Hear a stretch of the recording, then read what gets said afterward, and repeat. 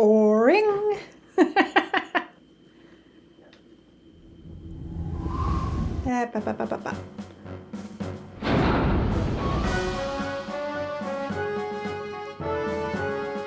Hello, people of the interwebs!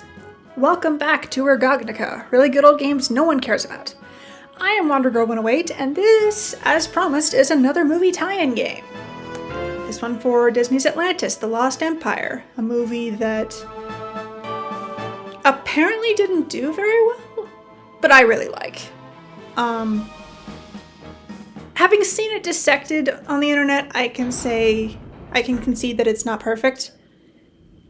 Game, hey.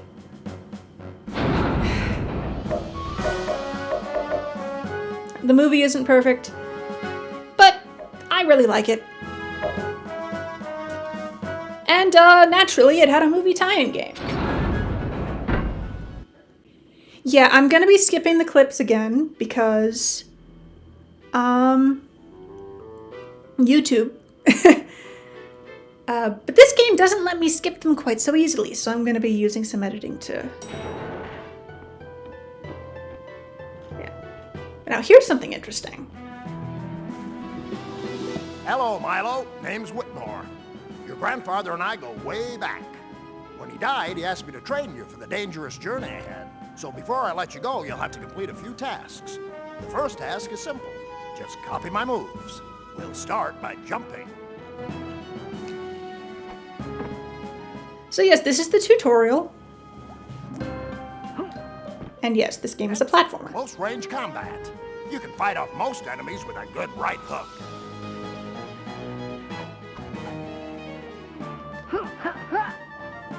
Very good. Now don't forget you can avoid high-flying objects by ducking out of their way. This will never be used. Wait, no, yes it will. Finally, remember that if you're ever unsure what to do, just take a good look around you. Yeah, so... First quality of life change in this game. We have a look mode. We can look around. We have camera controls. This game is technically analog stick compatible, which I may have to resort to in one or two places to make certain bits easier, but it's a PS1 game. Look button to toggle in and out of the look mode. Yeah, and I toggle out. See, that wasn't so difficult, was it? Now for your next task. Your grandfather left you a package. I put it on the bookcase for safekeeping. It's a bit high, but if you jump alongside the bookcase, you should be able to pull yourself up and get it. Once you found it, come back and see me.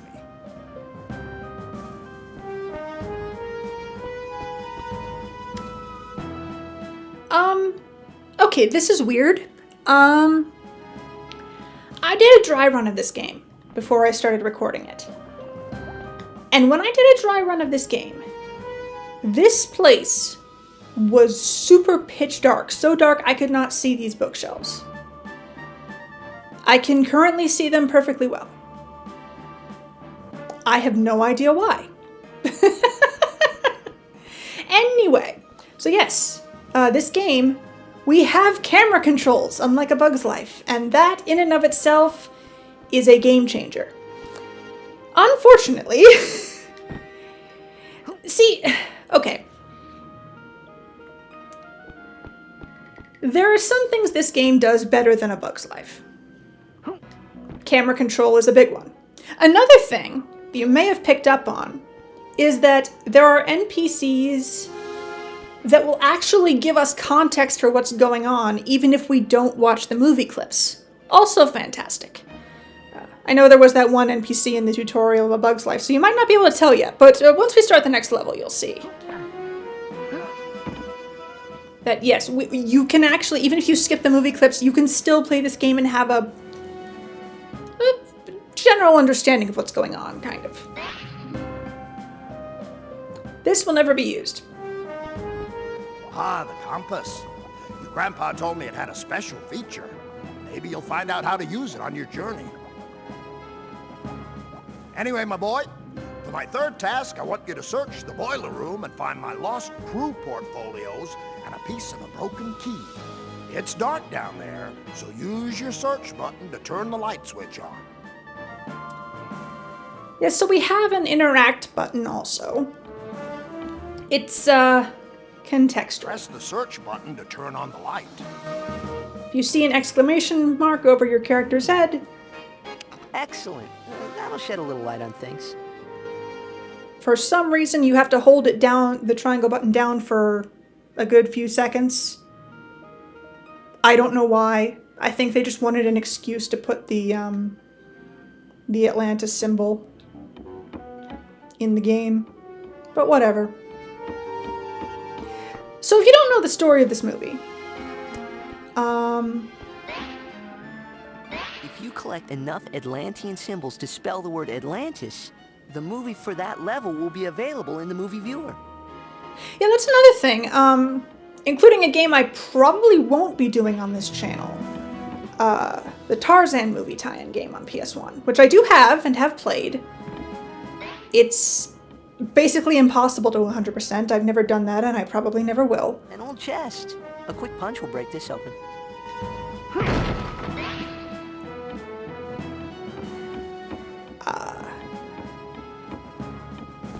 Yeah, PS1 movie tie-in games, they all do this thing, where one of the collectibles is the letters to spell out a name or a word, you know, central to the movie.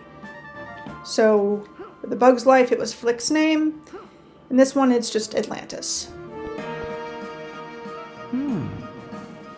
There's some kind of switch here, but it doesn't appear to work. I'll come back later and try again.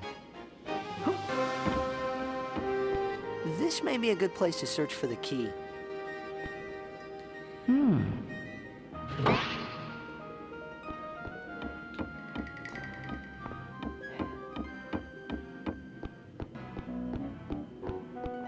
Great, you found my lost items. Now, this is how your backpack works. First, enter the backpack by pressing the select button. And here's another thing that this game, I don't know if it's better or worse than A Bug's Life, but it is certainly a thing that it does. Use Inventory. down to move to the layer in the backpack that contains the portfolios.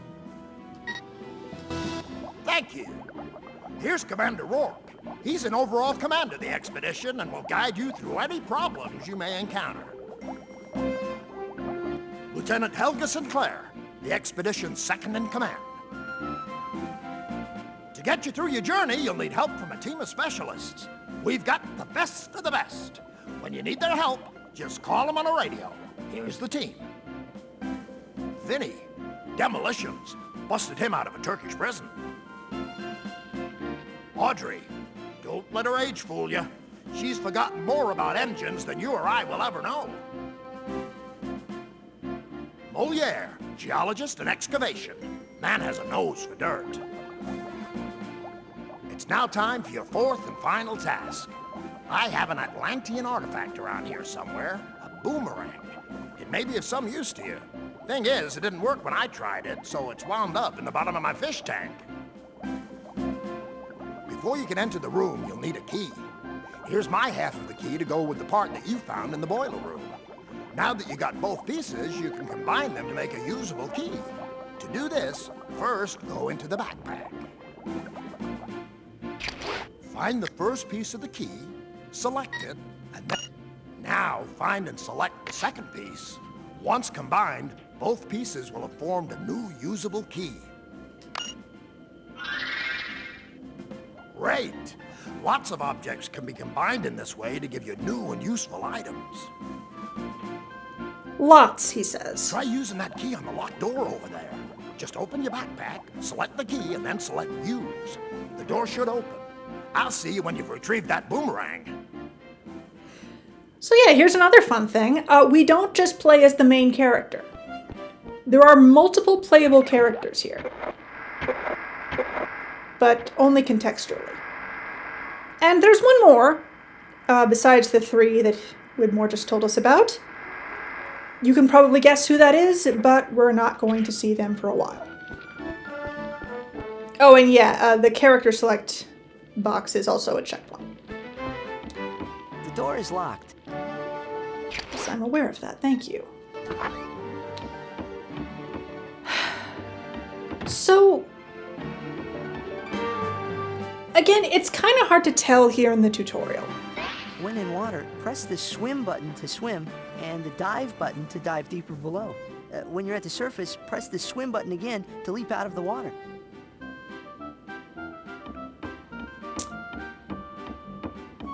Because also, in the, in A Bug's Life, the tutorial area was very simple and straightforward. The first level, when I show you guys the first level, I'll start to point out some of the downgrades in quality, in my opinion, between this and A Bug's Life. Which, frankly, is inexcusable considering that this came out 3 years later. Life. We're gonna need that. For 1 or 2 very specific moments. So yeah, there are also a lot more mechanics here. A Bug's Life was very simple. There are a lot of mechanics here. And, you know, in a lot of ways, much like with A Bug's Life, I respect the vision here. You can see what they're going for. The problem is in execution, which we'll get to. I'll bet you're dying to give that boomerang a try. But you'll need to equip it first. To do this, simply go into your backpack and select the boomerang.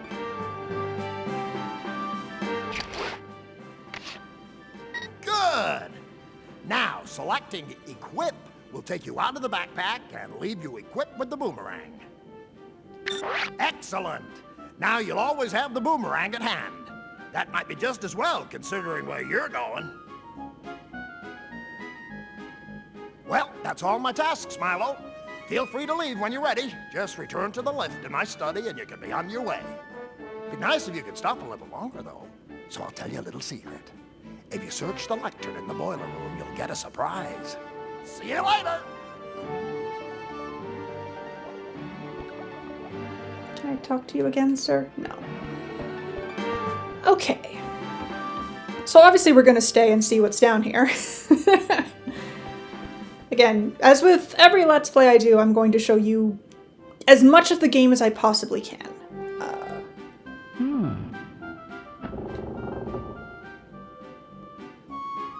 Including this. So, here we are. Here's the last letter. Here's this. Movie activated. One mysterious green crystal can be found in each area of the journey. Their combined power will unlock a secret. Finding all of them may be worth our time. Honestly, finding all the green crystals is probably the most worthwhile thing we're going to do in this game. Like, not even joking. What it unlocks is actually pretty cool. But you're going to have to wait for the last episode for that. A boomerang target range. Stand on the Atlantean symbol on the floor to play. Hit the mask to score points, and try to beat Whitmore's score. But watch out for the skulls. So yes, we have a shooting gallery to practice with aiming the boomerang. Let's give it a shot, shall we?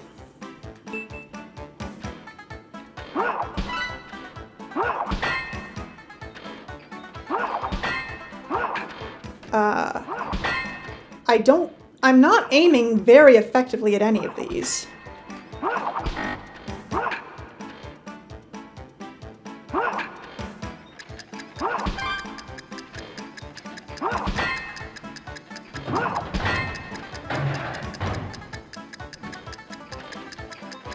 I doubt anyone will Hey, I won! anytime soon. And we get nothing. You get absolutely nothing for beating the high score. When I played this as a kid, I used to spend so much time on this. I think I got up to like 1,100 and some points at one point. Maybe more. You get nothing. Pretty sure you get nothing. No matter what you do. So we're not going to bother with that anymore. there are a lot of mechanics in play here. Minor spoiler, most of them are severely underutilized throughout the game. What are you up to, sir? Whitmore's in a yogic trance. I'd better not disturb him. Yeah. So about the movie, if you don't know, this up-and-coming young gentleman, he wants to find Atlantis. And people call him crazy because movie. And then this guy, out of nowhere, just says, hey, I promised your grandfather that I would fund this expedition, so go for it. It's never explained why this happens when it does. Like, why... Well, first of all, it's never established when his grandfather died. Oh yeah, that's Milo's grandfather up there. Over the fireplace. That's Whitmore. That's Milo's grandfather. Exploring runs in the family. So off they go to find Atlantis.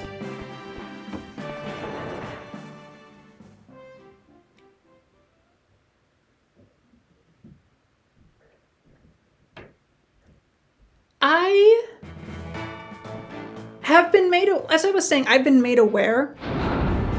Get the memory card ready. Looks like the right choice to me. See you in Atlantis. Where in Atlantis would you like to visit? Again, as I've been trying to say, I have been made aware that the movie is not perfect.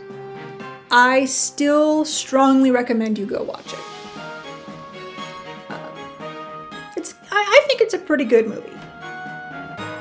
The criticisms I've seen are mostly valid, but overall I think it's a pretty great movie. I loved it a lot as a kid. I actually have a story from my childhood that I'll get to later. You'll see why I'm waiting when we get there. But I do have a story that I'm kind of eager to tell. So anyway.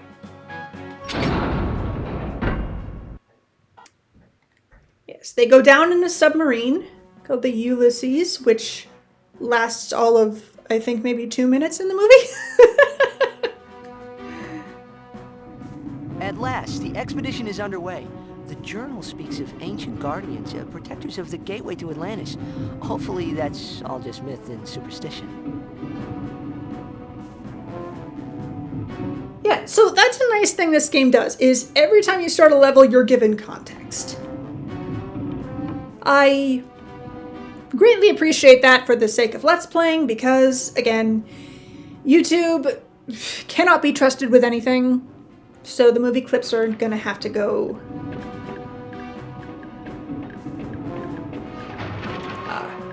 unseen. I won't sugarcoat this. We've got a crisis on our hands. We're under attack and the guns are malfunctioning. Find Audrey and get her to repair them. Okay. You'll never make it past that burst pipe. Stronger characters like Vinny and Milo can push objects. Try pushing the barrel in front of the hole. It should block the leak. So here's a problem with this game's mechanics. Pushing is a mechanic. Vinny and Milo can do it. Audrey and the other characters cannot.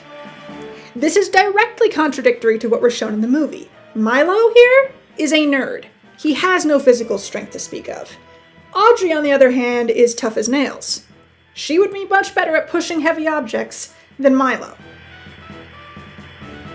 But because, I don't want to think it's sexism, but it probably is. But, to be completely fair, for the sake of game balancing mechanics, having Milo able to push things, and, the other characters not be able to, not sure what's happening here, does two things. One, It does force you to play as different characters and allows for much more like character swapping puzzle solving situations. And 2, it gives you a reason to ever play as Milo. Because Milo doesn't really have any special skills beyond being the protagonist. Looks like the corridor's blocked. Have Vinny use his explosives to clear the wreckage. Yeah. So here's the thing. Every character has one of the sub's ladders. Milo can climb up walls like this, jump up to grab hold.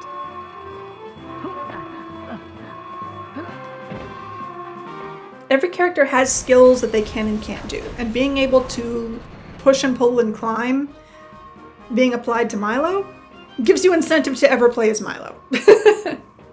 Which, you know, again, for the sake of game balancing, it works. It's just a little insulting, you know? What, girls can't be buff? And also men are automatically buff? Even nerds? I have nothing against nerds, by the way. I want to clarify that.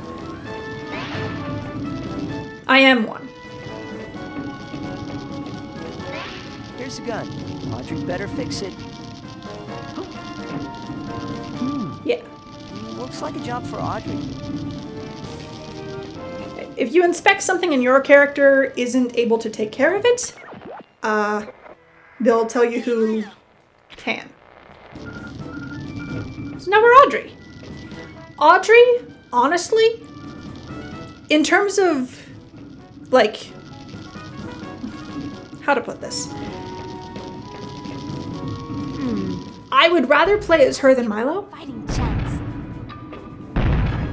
Aside from the, you know, fact that Milo can push and climb, because every character has their own unique weapon. Audrey's is a flare gun.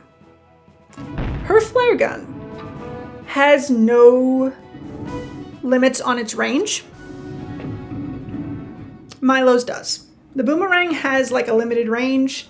Vinny's grenades, I'll show you that. Vinny here. He has grenades. These are impossible to aim.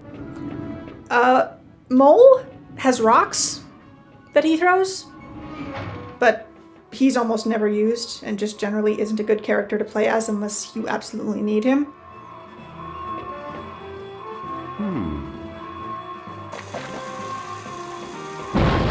Also, these explosions Vinny sets off, they can damage Vinny.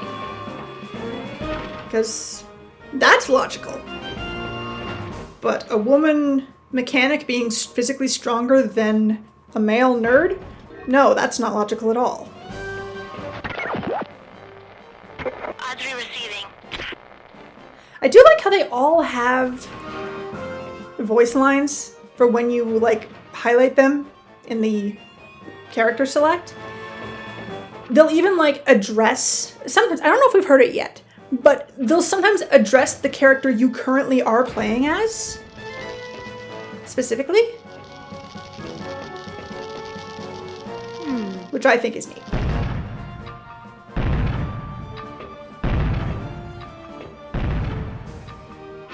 Great, that'll slow the attack, but it's too late to save the Ulysses. All crew abandon ship.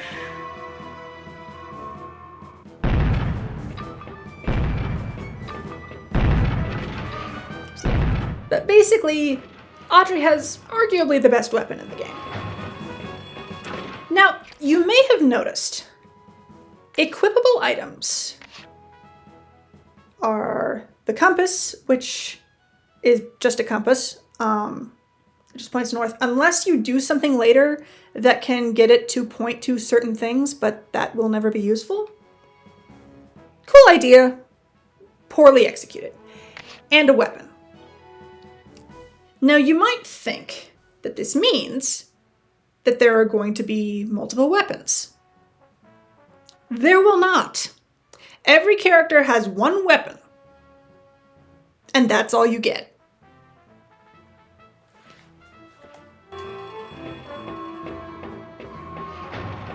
And you may be noticing also, so think of A Bug's Life. Remember A Bug's Life? every level was... Look up. There's an overhead handrail. Stand under it and then jump up to grab hold. Oh yeah, Audrey can't though, because female, I guess. Okay. And yes, there's an air mechanic as well, because of course there is.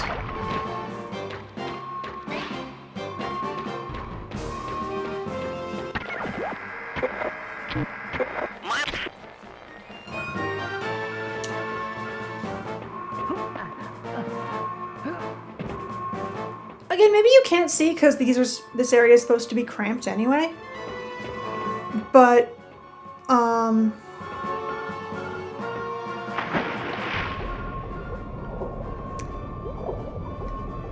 just gonna say it. The levels in this game are very barren. There isn't nearly as much attention to detail. And less so the further into the game you get. I guess I can't jump up there. And that's why this exists. Okay. Yeah, the visual design is much lesser, in my opinion. It's inferior to A Bug's Life, which is kind of inexcusable, again, because A Bug's Life came out 3 years earlier than this. You'll see more of what I'm talking about later. It also becomes very clear the further you get into the game, the less they tried. A Bug's Life had the situation where by the end it seemed like they were running out of ideas in terms of gameplay. This game gives the impression that about halfway through they ran out of ideas for literally anything. It's not nearly as... There's not nearly as much passion in this game as there was in A Bug's Life. But hey, at least there are in-game cutscenes and in-game dialogue to tell you what's going on. This is the only way off the sub. Get this fire put out. I think we picked up a fire extinguisher earlier.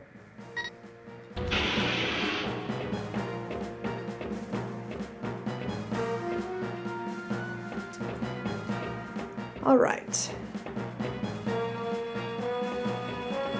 Looking around. The handle is missing.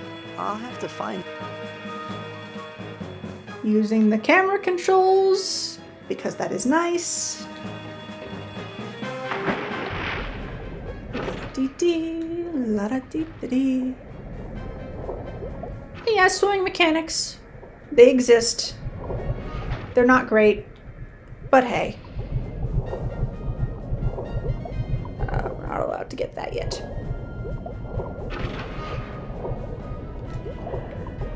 So, something actually a little worse than A Bug's Life. Because you have control over the camera has much more of a mind of its own. It's not nearly as good at locking behind you. So that'll be irritating in the future. Wait, where am I going? How'd I get lost? Camera. So yeah, the first couple levels here really are just a tutorial.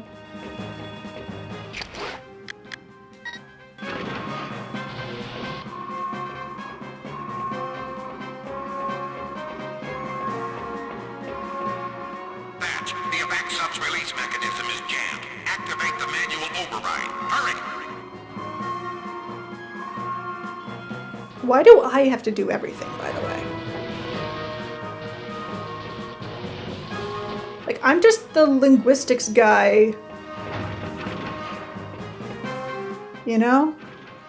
That's Milo's thing. Linguistics. That's his specialty.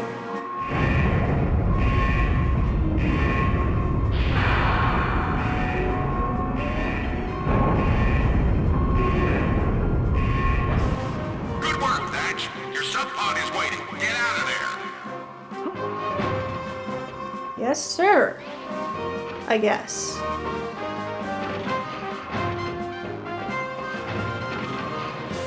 Music not quite as good, also.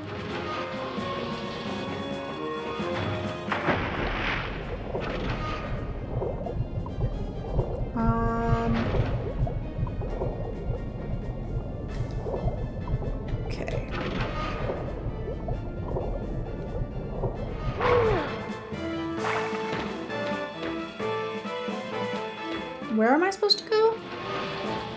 Am I supposed to? Yes. Yes, I am. Forgot for a second. I'll tell you why I forgot in a second. It's because I'm going to do this.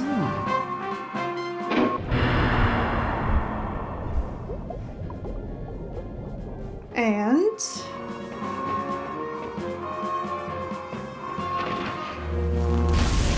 that happens.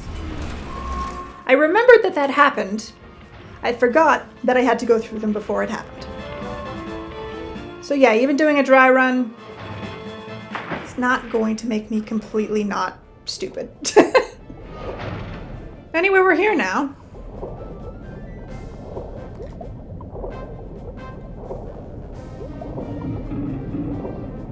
I'm not sure why there's a lobster here. Oh! Didn't even try this, but yes, again, fully analog stick compatible meaning I can, in fact, use the analog stick to control the camera. I'm going to drown. Shoot.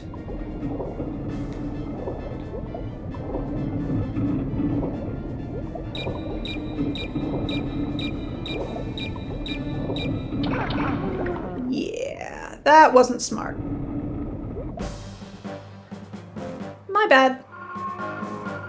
And I didn't trigger the checkpoint because I thought I didn't have to. Oh dear. Give me a second. Okay, let's try this again. Priority 1 needs to be air. Why did I go the same way again? I thought that was the way I didn't go. Game? What are you doing? Wait, no, I know. There we go. Also, yes, for some reason, Atlantean characters perfectly correspond with the English alphabet.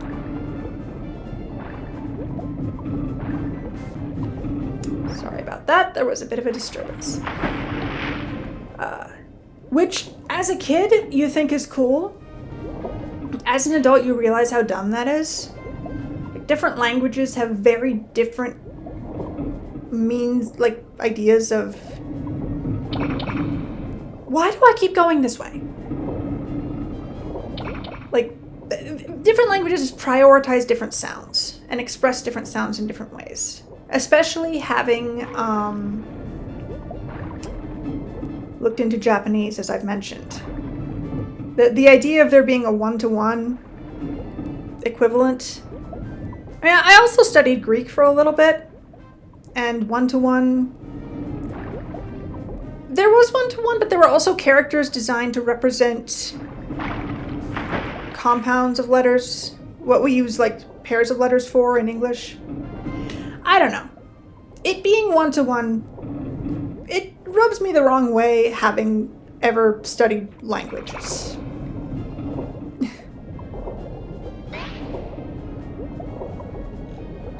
Enough said, I guess. But that's what we're doing here.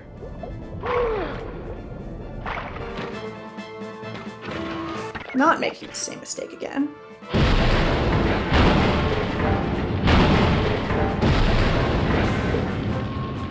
Looks like the water has hit the boilers. Audrey is not going to be happy. Why was there an apostrophe there? Anyway, we got everything. Movie activated. For now, the only collectibles are the letters and the green crystal. So yes, the level is done. We are done here. Time to go. It's time to get moving.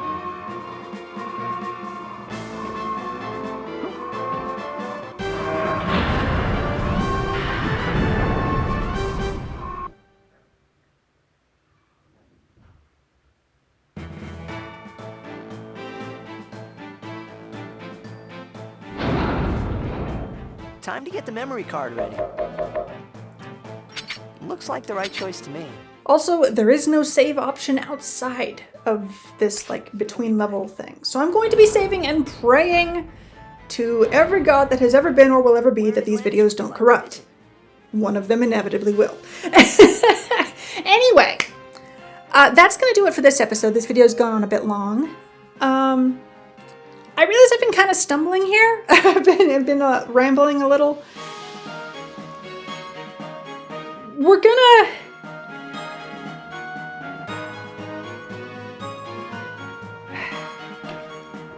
This is going to be an undertaking. Let's put it that way and leave it at that. I'm actually already realizing there's about to be a problem in the next episode. I'll figure it out. Anyway, thank you so very much for watching if you did. I especially appreciate it when I'm not bringing my A game. But yeah, no, like, this game, it has its high points. There are bits that I really like. Especially here at the start, it's fairly... It's fine. It's pretty good. Fairly fun. It's going to devolve the further we go, I'll admit that readily, but I kind of have a soft spot for it even when we get to the bad stuff.